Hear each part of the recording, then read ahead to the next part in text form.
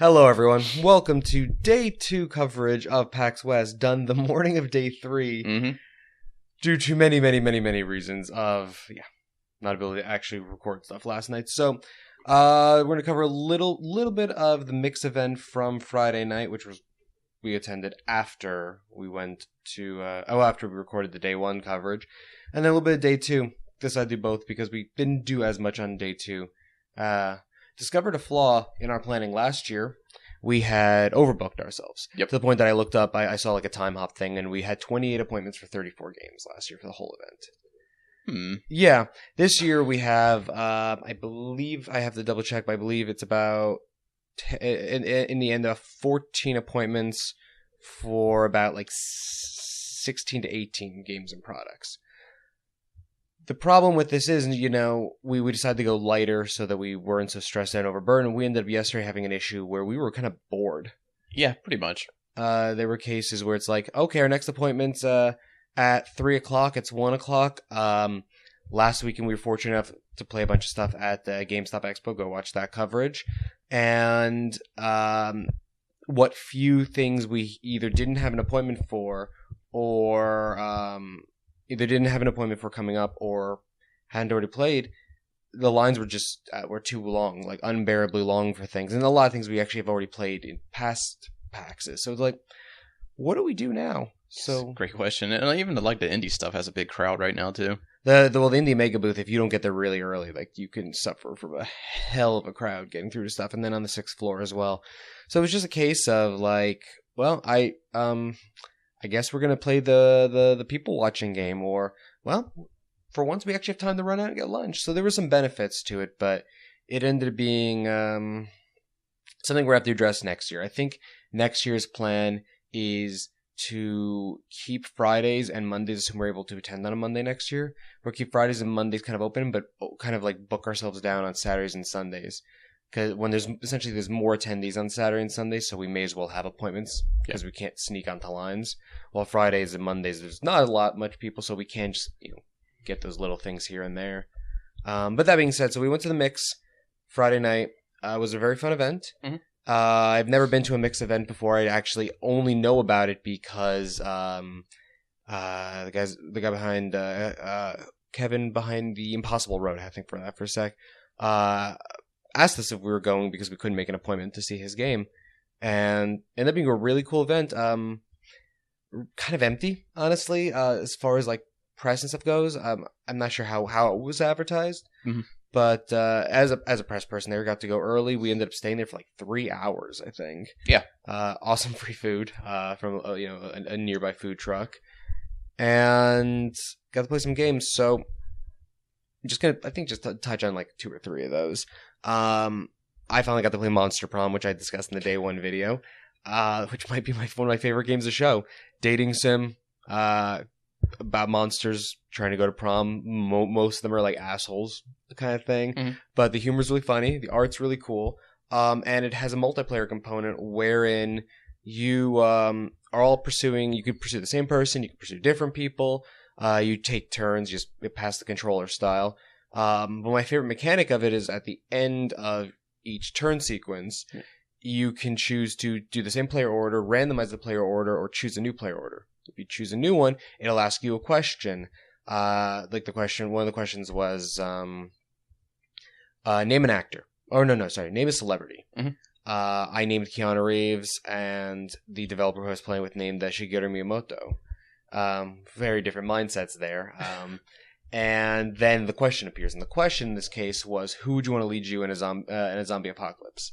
We were kind of just doing a demo, so we didn't really debate it. But the point is, you debate it, and then you choose a first place, a second place, a third place, a fourth place for however many people.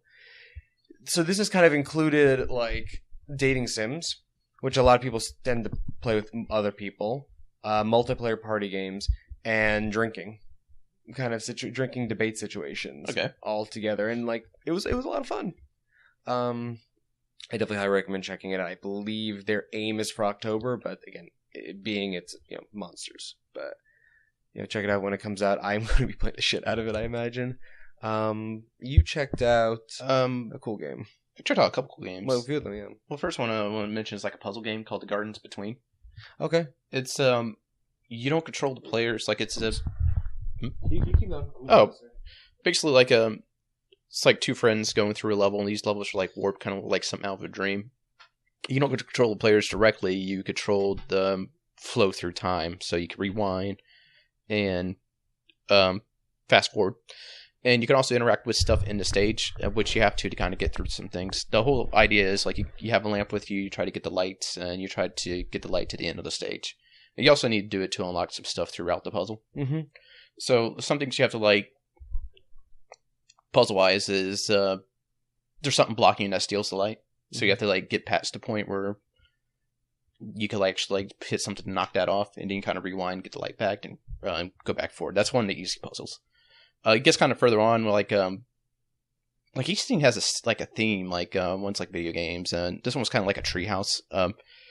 There's like a big saw you hop on, and kind of like goes through the log. Mm-hmm. I didn't realize it was actually cutting the log, so you got to like rewind, fast forward, rewind, fast forward, rewind, fast forward till you get all the way through it. But it was really cool. It's super relaxing, which is kind of like my main attraction to it. Though, like there's no time rush, there's no urgency to get through the game. It's just something you kind of play and zone out to. That was what I watched the trailer for that. We got a press release for that as well, and it was one of the games where I'm like, this looks beautiful, this looks relaxing. Where the hell am I going to fit this in the schedule? And then I was very happy to see it was on the list for the mix. I'm like, okay, I'm going to have to get up and see that, which I sadly didn't. So I'm really glad to hear. Like, as I get older, I'm learning I really like relaxing games where you're not really being slammed up against a wall with a timer or a boss battle or I have to be this strong and powerful to complete. Like, I like games where, as I'm getting older, where I'm just like, I just want to fucking play a game. Yeah. Oh, my voice is scratched. Wow, that hurt. Woo. So yeah. You all right? Yeah, I'm losing my voice here. I'm having some issues. Poor choices. Or good choices, depending on how you look at it. Well, one of the things I want to talk about, I had, sadly I didn't get to play with you, but there's a game called Joggernauts. That's what I got up to get. I want to get the sticker pack so I can remember it. And the best way I could describe this game is it's kind of like an endless runner style experience. That should just speak for itself. But in this case, it was myself and the developer, so 2 players. You're color coded. The only way you can pass through first is that to start certain obstacles is if the person in the lead is the same color. So a red wall comes across, the red guy has to be in front. Blue wall, blue guy has to be in front. Other stuff like only the red guy can land on the red invisible platform to initiate it, and then the other guy can. You can only pick up your own color coins, that kind of stuff. And the way you do this, the mechanic of the game is simple. You jump with A, and you switch with X. The cool and frustrating mechanic of it is it's not just the person who needs the switch who can hit X. Literally anyone in the party can hit X. So if anybody hits like X, like they immediately jump to the front?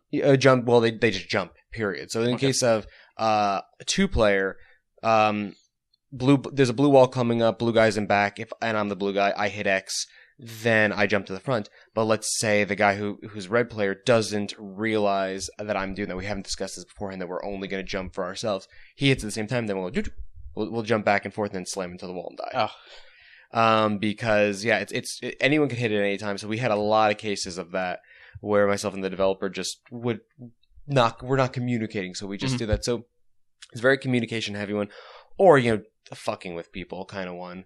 And it was, I usually don't like endless runner style stuff, except like in a mobile format, but this was a lot of fun. Like I really had a great time with this game, and I can only imagine what kind of chaos 4-player it can be, because that just sounds like an absolute terrible, amazing thing. I was watching it with 4 players, like going through. Yeah, it is. Yeah, it just sounds like. I mean, it just sounds like, unless you are perfectly in sync, it is abject mayhem. So. Next thing I got to play there was, well, that's not the next thing, it's just something else I got to play there, is something called Phantom Brigade. Which may have been my favorite thing I saw there, and I didn't even get to play it. I think it's one of mine.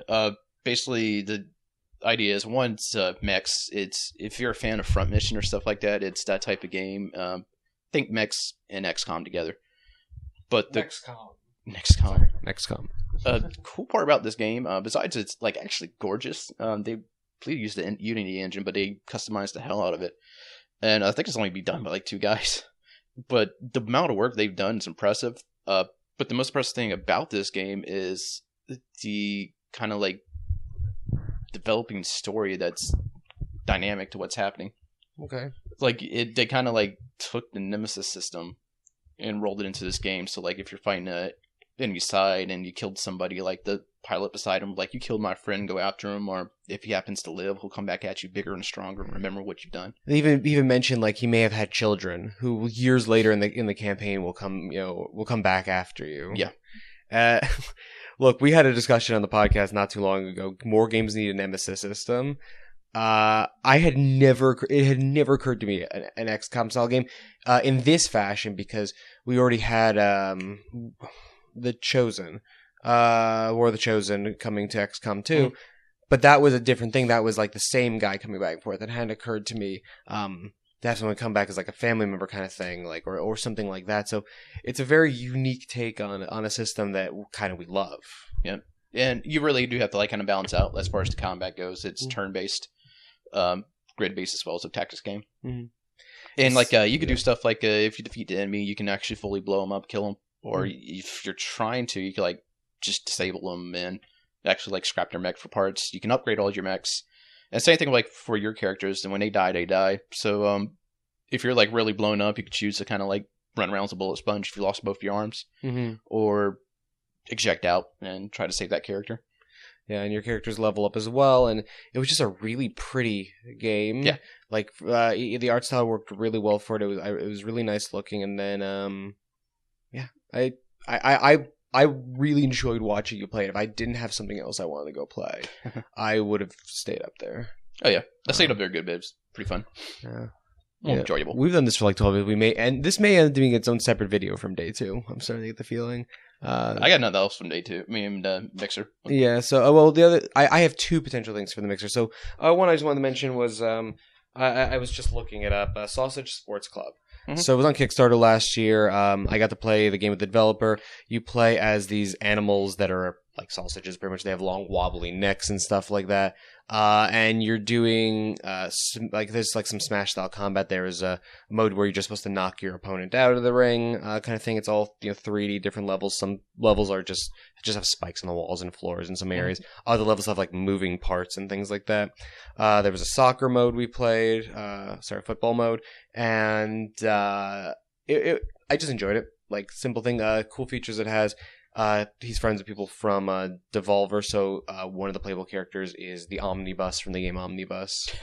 And then it's on Switch, so it actually has Switch exclusive feature, which actually is functional kind of thing where you jump and you do a butt slam kind of thing from Super Mario 64. That's already in the main game, and you walk around is the mechanics. But the Switch exclusive thing is if you tilt your Joy-Con, it'll make your character's head like wobble around, which at first doesn't seem like, it just seems like a cosmetic thing, but it actually allows you to dodge moves. So it is like a legitimate like exclusive feature, and it just looks funny as hell. I had fun with that, and then I played a few things, but the last major thing I could mention is Impossible Road. That's what led us to this event. Imagine a game there. Imagine the entire premise of a game. He mentioned Super Monkey Ball as well, but my experience, imagine a game that is classic Rainbow Road, where you're like, I wonder if I could just jump down there and skip half the level. Yep. But imagine that is like the entire premise of a game. You are a rolling cylinder, my shapes, I'm failing.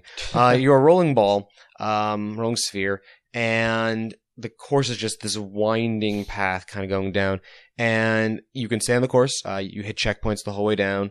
Checkpoints refill your boost meter, but you can also by choice, or it's gonna happen regardless, fly off the map. So you could be in 8th place and just suddenly jump half the map. Okay, can you like fly past the checkpoints, or do you have to hit a checkpoint? You do not have to hit checkpoints.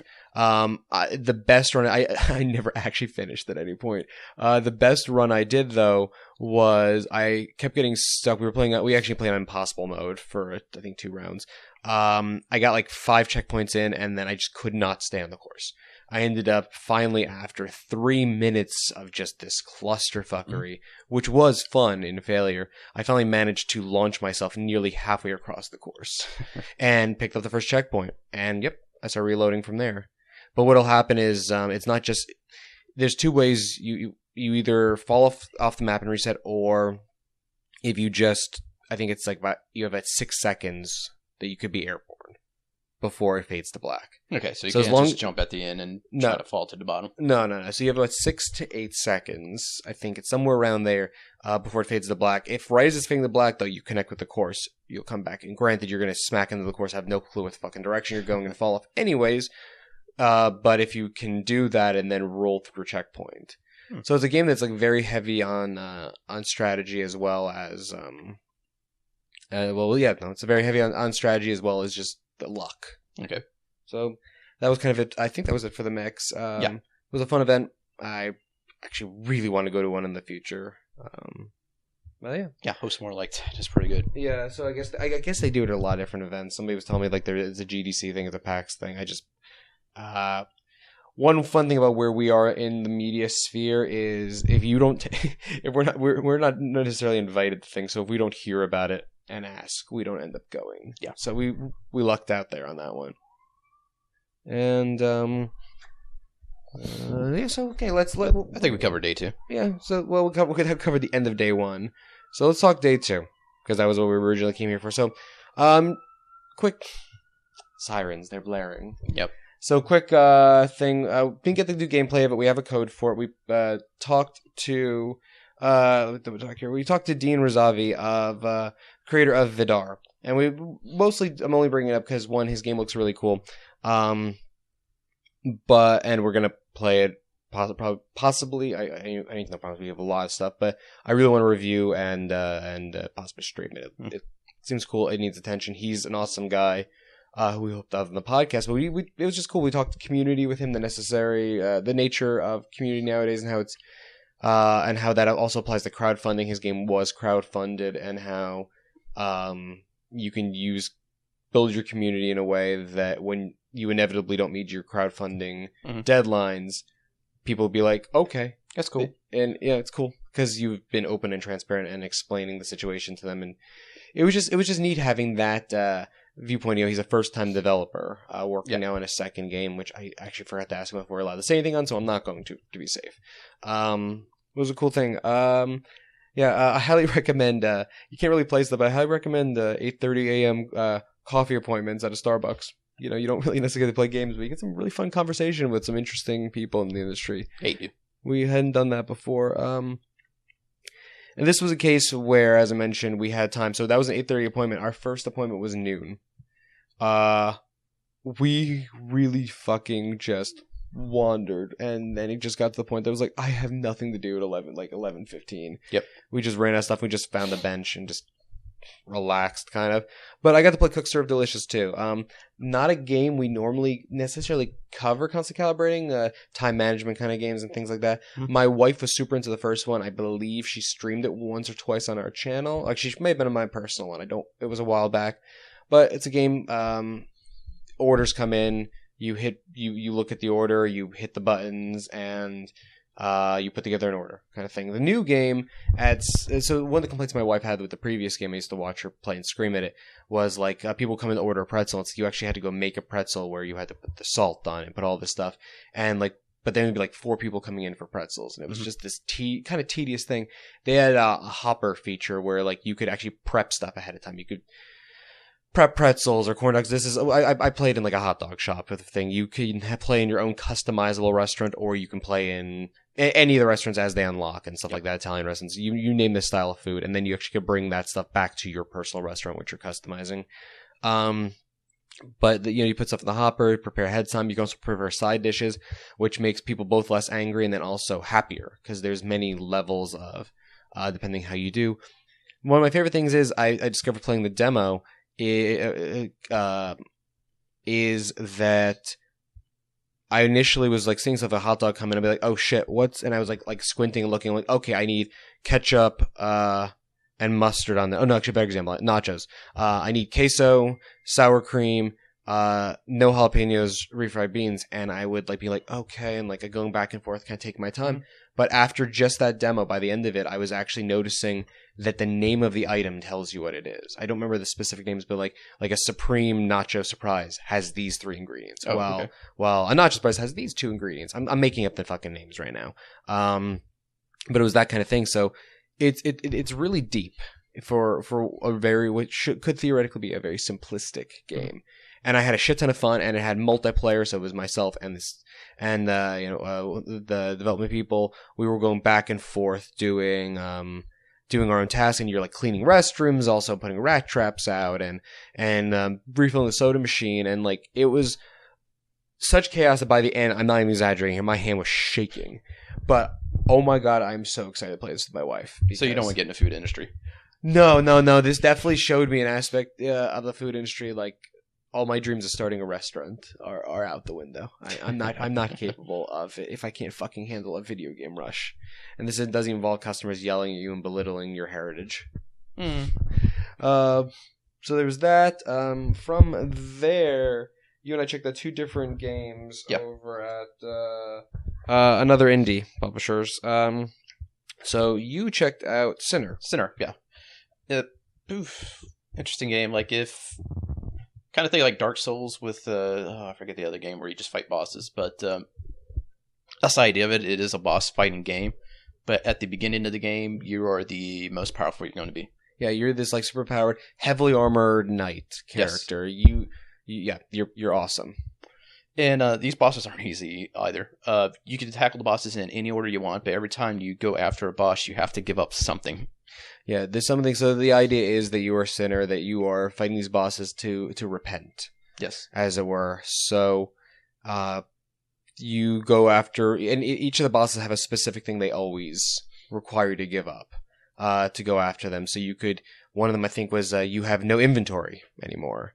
Yeah, you could lose or you had a ranged weapon, you no longer have it, or you had spells that that you have to give up. Yes. Or I think they call it you got to sacrifice, and then you fight the boss for atonement, and then raise yourself up. But then if let's say so you have a lot of choices in it, wherein you can literally give up all of your stuff right at the start. Go in for hard mode. Or impossible mode pretty much right off the bat. Or you can pick and choose the order you take on bosses, because there's 7 bosses, and then you don't get to take on the 8th one until you take on all 7. Yeah. And it was really cool. They were talking about the ordering and stuff, but how a player can maybe they take down 4 bosses, but they didn't really experiment to see what the requirements were. If they get to the 5th boss they want to take down, shit, I really need X item. So you can then go. You can actually go back. Retrieve it. You're not stuck. You retrieve it, but when you retrieve it, it resurrects the boss that you had to take down. So you'll have to take them down again, in possibly a weaker fashion than you did before. Yep. So how did it play? Because it looked really cool, and it had this anime, it was really kind of like Ico. Yeah, kind of. But it was this really pretty game for what's a really a brutal kind of concept. Yeah, it is. Combat wise, this sort of Dark Souls aspect comes in. Besides it being difficult, is kind of plays like it too. Your main evade is to roll out the way of stuff. I think I had a big sword and a shield and sword when I went into it. You got to swap up between weapons you got. Pretty much, you just have to learn these bosses' patterns to go in and do it, which I did not do. It was really difficult. It's an interesting idea. I don't know if it's a game for me, because I hate the powering down, but my whole point of the game is play to power up. But it's an interesting challenge for anybody. I like the idea of it being turned on its head. I mean, none of these games are really my style in the first place. We've already talked about during this very recording that I'm just not into games that are challenging anymore. I've kind of just reached that weird point, or challenging in the action adventure sense. I like challenging in the puzzle sense. So, but turning kind of that genre on its head raises an interesting challenge and interesting idea to me. Yes. At that same booth. And that's I think he's a PC, Xbox One, PS4, and they have interest in the Switch. Yes, but there's nothing to announce. There's interest there, and that's I believe he said 2018. Yes. Let's see here. So I was just double checking. So the next game I checked out was Shots Fired at that same booth. Shots Fired, you play a Contra killer assassin whose family is killed. Oh, his wife is killed. Yep. His daughter's kidnapped, and his TV is stolen, and he's out to get his TV back first. Yeah, that's first and foremost. You only communicate through emoji. There's no gender, so you're whatever you are. but it only communicates through emoji. That's a pure thing. But you end up getting a job at Fuzzbead, which is you become a meme photographer. That's your day job, so you can make money, so that you can afford go to buy a weapon and stuff like that. The whole game is kind of that style of game that's almost kind of what I like to call an OS kind of thing. You're playing an operating system. It's all first person, kind of you look at your phone, you get your information, you get your jobs and stuff, but you go into the world and it's just this one big square that you can kind of scroll around to take pictures. You get a job to take a picture of a dirty dumpster, so you get some money from that. But then you get a contract killer job where you go, for instance, in my case, I went to a park. I had 3 pieces of information. The guy's wearing a gray jacket. The guy has short hair. And I believe that was really it. And then I just had to find him. I had to take aim, shoot him. Then I had to escape in what can only be described as the most fast, frenetic fucking Pac-Man game I've ever seen. Yeah. And everything, and then that's the end of your day. And it determines how much money you get, how much progress you make, your rank, you get scored, all that stuff. That's probably one of my favorite experiences I've had at PAX so far. I only got to play for 5 minutes, seriously, 5-10 minutes in passing because we had to get to another appointment, because finally at that point, but it was fun. Yeah. It looked interesting. It looked really interesting. It looks like my style of streaming game. And we were in such a rush, I don't think I actually asked release information on that. Went to our next appointment, which was Chronicles of Elyria, which anyone who's listened to the podcast about a year ago, or I did an interview with the creator of the game, knows I'm super excited about it. It's an MMO that's not an MMO. I'm not going to give you the spiel. This game has actually been made a lot of rounds. But, I mean, the very short spiel is it's an MMO that's not really an MMO. They only use an MMO because it's the easiest way to describe it. But it's a fully realized world. There's no, big bad or anything like that. You can become the big bad, for instance. Mm-hmm. It's just a day-to-day thing. The game got noticed because they don't have a normal subscription model. You pay for a life. And a life, at a bare minimum, you're going to have a couple of months of time. But depending how you play, it could be a very long time. What we got to play was my first hands-on with the game, which was the jousting mode, which is just a feature just to show off of a degree of combat and stuff, and that was fun. I had no clue what the fuck I was doing, because they even explained their perspective is very realistic in the sense that you can't quite tell how long your lance is. Mm-hmm. So I ended up being Justin a couple times purely because I just said, fuck it, let's just turn all the way left and see what happens. And that happened to work out. But I'm covering this really in short because it's far off. It's so far off. Early 2018 is going to be one of the degrees of alpha kind of stuff, where they're going to give you a voxel-built world to kind of explore with no real aspects to it, just to see what the world is like. Yes. And then with a 2019... release window in there where they're going to let people who donated at certain levels get in early to start shaping the world before launch, so that you actually have a realized world when the proper launch happens. Have fun with that. Skipping over meeting stuff because I read a few meeting things. We went to Humble Bundle Publishing Presents, which was our one go up to a strange hotel room in the Hyatt experience. Yeah, gotta have one of those. Have to have one of those at every PAX. And we got 3 minutes to go through these. Okay. Rapid fire. So patent time. Go. Patent time? Patent time. Oh, yeah. That's a kind of adorable platformer, but also really dark, too. Got some good humor from it. You have these weird crows ask you personal information. They're like, "Hey, what's your childhood street you used to live on?" or something like that. That's... what's your father's aunt's sister? All the questions you get asked on an online forum, because they're fishing for information. Yeah.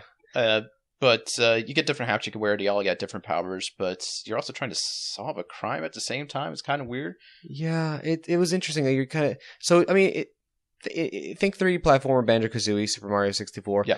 For all the pluses and minuses that brings. Yes. For exploration and stuff like that, it feels exactly like that, but it's also kind of clunky feeling. Well, not clunky. Watching you, you should have been able to do puzzle platformer things, but it didn't quite connect the way it should. No, that's probably because I didn't understand the world as well. That's also possible, but I don't know. It just felt very similar in that for all the positive and negatives of those games and the camera and aspects of that. Yeah. But it looked fun.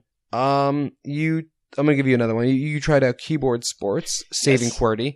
Um, Oh my god, that game's adorable. The idea is like they feel like the keyboard's like it's just not used anymore, so the keyboard's the only controller you use. Mhm. Like the level, well, how you move is like the keyboard layout's on the bottom, and like you hit a key to kind of like move your character around. But a lot of like obstacles you have to do, a lot of just like from moving on specific platforms across lava to skiing down a slope to skating really gracefully. And cameras, we're gonna either I'll have B-roll or we won't. Okay, gotcha. We're just gonna keep going. But it's fun. It's awesome. A lot of keyboard puns. I really enjoyed it. Yeah, it seemed really neat. It was one of the ones I really wanted to try, but I was doing another demo, so it looks cool, looks cute, and the music was kind of endearing as well. Yeah. A lot of keyboard puns. A lot of keyboard puns. Well, like there were free keys at the desk, and Yes. they were literally keyboard keys. Yes. It was amazing. So no Truce with the Furies is something I played. I don't know how to describe this. The way it was described to me was kind of like Gabriel Knight, which was an old Sierra game, and mixed with just a psychological element. You start out the game with a couple different profile choices. I don't know if that was just for the demo or for this experience, but they wanted to flip the idea of what a role-playing character sheet is. Mm-hmm. So you're always going to have positive negatives. A highly intelligent person might have low charisma. I chose to play as the detective, which is like the most well-rounded, but you start off the game inside. I'm sorry if you can hear my stomach growling. I'm very hungry. You start off the game with a conversation inside yourself where like you're fighting with yourself, but it's all narrated. The voice acting is amazing. Mm-hmm. Like one of the characters, quote unquote, is your ancient reptilian brain, which is this like bellowing asshole. That's the only way I could describe the voice. Like it's just like a gargoyle on the wall, bellowing at you. And yeah, you're just like it's very narrative heavy. Like no combat, so it's all narrative based. But then when you finally come to, you're in a room, in your underwear. You go put your clothing on and all this stuff, and you can't even leave the room until you find the key to the door. Where's the key to the door? Well, if you wander around long enough, you'll eventually hear jingling keys. You go look at the mirror, and it like will keep questioning you. Are you sure you want to look in the mirror? Like it's like, are you really sure? And finally you see like, and you're this grotesque, hideous man. You wander out of the room. And by doing that, you come across a woman, and you can practice your suave look that you saw in the mirror if you chose that section on you, because it branches and changes as you do stuff. And I did that, and like the literal dialogue was, you go to say something super suave, and wow, are you sure you're gonna say that? Question before, and I was just like, hell yeah, I'm gonna say that kind of response. And the thing I say is, let's make fuck. Nice. And yeah, so your character's not voiced, but like, so you read that, and the game is twisted and dark and disturbing, and also in the 15-20 minutes I played it, some of the funniest fucking dialogue. If you are a dark person, it is some amazing dialogue in there. It was really freaking neat. And then we got to play Aegis Defenders. Yes. Whoop. Yeah. I'm trying to put the cat back on. We're going to cut this out because we can see it anyways. Okay, yeah. So then after that, we got to play Aegis Defenders, and which is a... Well, how would you say? Platformer side scroller. Platformer side scroller with a mix of tower defense. Yeah, I think that's at certain sections. Yeah, so like you go through a level, your daughter and grandfather, you take down the enemies, you're trying to explore ruins. Yeah, the daughter has range attacks, grandfather has like a hammer and can build stuff. Yeah. Like turrets. Yeah, you see the grandfather who Justin played drop turrets, while the granddaughter I played as like drop bombs and stuff like that, like blow open walls. So you're like disconnected and you're trying to open gates for each other, at least in the first level. Yeah. But once you get to the end, then you're protecting something. And for that protection thing, like it's tower defense. So yes. Justin's character, the grandfather, was putting down turrets, while mine would put down bombs to lay traps. And it comes in waves, and it's simple. It's funny. This was actually a game that we chose to check out because we were already at the Humble Bundle Publishing Presents thing, and we're like, well, we really want to see the keyboard game. I was booking, so I really want to see the keyboard game. Hat in Time looks cool. I want to see the Furies game. I guess we'll see this one as well. I don't really like tower defense in my style, but we're already here. We may as well try them all. Yeah. And that ended up also being my favorite of the 4 because it just I like the audio, I like the gameplay, I like the co-op nature of it. It was fun. Yeah, it was fun. It was a really cool, fun game. I really want to see more of what Humble Bundle's publishing is going to bring about, because I don't even think I fully knew that they had a publishing arm until I didn't either. I know I saw a press release a while back, but it was one of those things like, okay, everyone and their grandmother has a publishing arm at this point. Yes. So you don't really think of it, but they have some really cool stuff on their slate. They really do. So that was it for day 2. Went a little bit longer. We've got to get the breakfast. We got to get you to the PAX Mania Rumble. Yeah, which I'm gonna have to go directly to. We'll find out. Yeah, so you may have to go directly to. Well, thankfully it's in our hotel, so we can figure that out. But with that, that ends our day 2 coverage of PAX West. This will obviously be going out after the event because we don't have the ability to edit. I think we already mentioned that. We'll have more. We'll have our day 3, which will be our final day of coverage. We'll hopefully be able to record later tonight. Mm-hmm. We have to leave for an airport like 3:00 in the morning. So fuck if I know how anything's gonna work tonight. Yeah. We'll see how that goes. We'll see how anything goes. And then later in the week, Justin and I will record some of our focus game stuff. Once you've had time to rest and really think on what our favorite experiences of the show were, and go a little bit more of a deep dive. But with that, thank you for joining us. We bid you a good sign off.